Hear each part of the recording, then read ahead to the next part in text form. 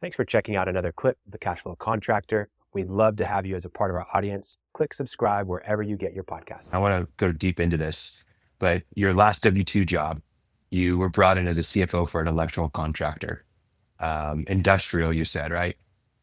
Yes. Yeah. Yes. So yeah, I want to tell us a little bit about what the state of the business was whenever you entered. Yeah. So the father was looking to exit the business, and the son actually was working in the business from really he was sweeping floors when he was a kid. But the transition and plan was for the father to fully exit and the son to take over.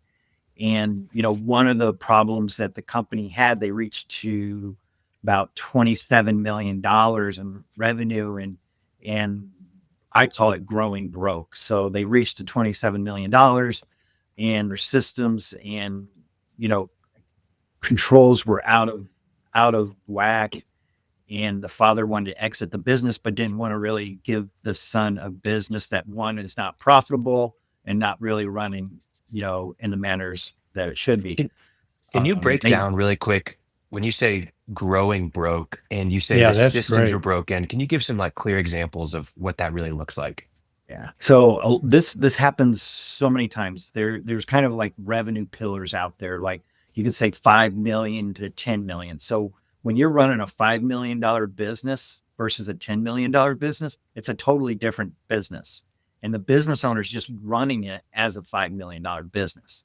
And when you get to that point, that business owner can't know as much as they did know at a $5 million. So you got to put pieces in places, pieces of systems, accounting in place so that the business owner still knows what's going on with the business when it's at 10 million. And those happen multiple times. So even once you get to a 10 million and you want to grow to 20 million, it's different. It's a different model. You got multiple project managers. You're not even knowing what's going on with 3/4 of projects. 20 to 30 to 50 million. There's just these milestones that where a business owner is growing the business, and then all of a sudden they're not making money because it's growing out of control, and they don't know what's going on because the systems are not there. So that's where a lot of times business owners come in and hire Daxit, where they've grown, and I call it growing broke. They're making less money than they did 2 to 5 years ago when they were half the size. And so what do you feel? I know that it's probably case by case cases, but what's the most typical answer? Is the answer to keep growing and pushing through so that you're not at like a break even or even like at a unprofitable? Is it to just know we need to like scale down and go back? I mean, what is the answer? I'm to your point, the answer is different with every Sure. contractor. But if you don't have accurate financials and accounting in place, then how do you know what to do? Like you don't know where you're bleeding money. Yeah, for sure. What were you going to say, That Martin? that is well, one thing is how do you get them to do it, right? When you start out, you said they call you. Okay, those guys already figured it out. But when you walk in, how do you get them to do it and show them ahead of time where the value is so that they're willing to make that investment in you and the time to get their books right and start doing it? Is that you finding that's easy or almost insurmountably hard? Or how do you approach that? Well, so this is the ironic part of this problem is almost every construction business owner has this problem. And Daxit, we built our model around this problem. So once we talk to a business owner, we do a 90-minute strategy session. And with that 90 minutes, we tell them everything that's going on with their business. And the light bulb just comes on and be like, this is what I've been complaining about, losing sleep about. And you're telling me exactly my problem in 90 minutes. And Right. then they're like, well, we got the solution for you. Right. Yeah. Yeah. That's like people seldom think they want to double their sales. And I always say, why do you want to do that? Well, I Right. want to make a lot more money. Well, you double your sales at your inefficient operations, double your accounts receivable, double your inventory, double your equipment, double your personnel, double your exposure.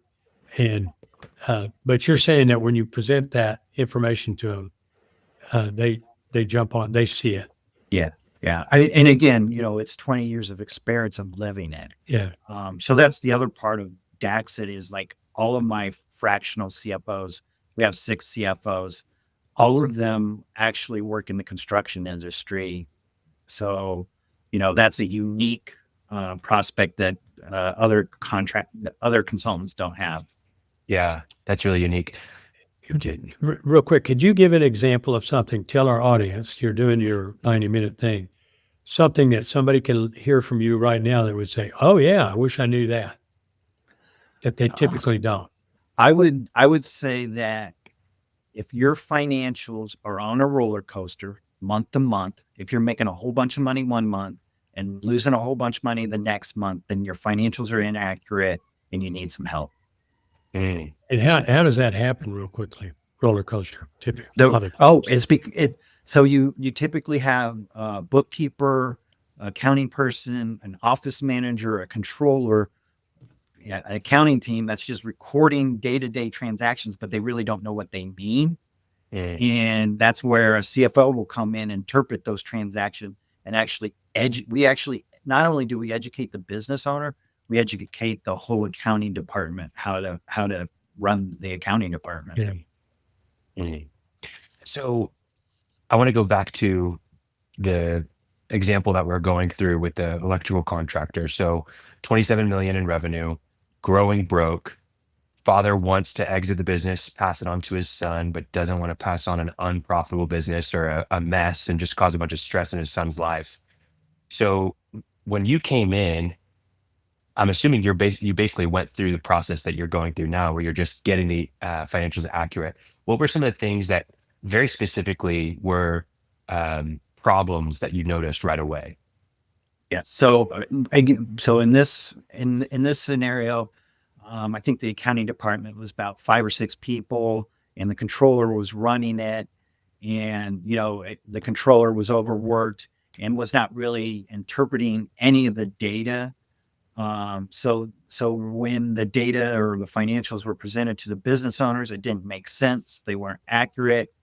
And something that we talked about earlier is the WIP schedule, the work in progress, is such a critical part of the construction company.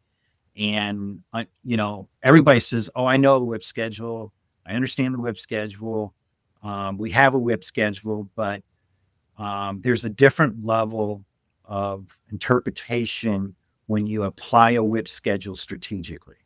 And that's the part that a lot of, a business owner, they have tools on their belt and grew a great successful company. They do a great service. They do a great job. They're not a master in accounting and finance. And like we have these business owners will have controllers or accounting or CPA people that are really good in certain areas, but strategic WIP schedule, strategic growth, that's where that business owner, they wear so many hats. If you get rid of that one hat and rely on somebody else that knows what they're doing, it helps the business owner. I have multiple business owners now that say, "Oh, I could sleep so much better. I'm spending time with my family. We pay out bonuses for the first time." Just for the fact that we just took the CFO hat out of the CEO. Thanks for checking out a clip from the Cashflow Contractor. We have full episodes where we go deep on topics that help you grow a construction business that runs without you, so you can have less stress, more time, more money. Now, we've got other videos, other clips, but if you want to check out the full episode for this clip, you can click wherever our editor put it. It might be here, might be there, might be over my face, I don't know. But thank you for checking us out. We'd love to have you as a part of our audience. So subscribe or check out a full episode wherever you get podcasts.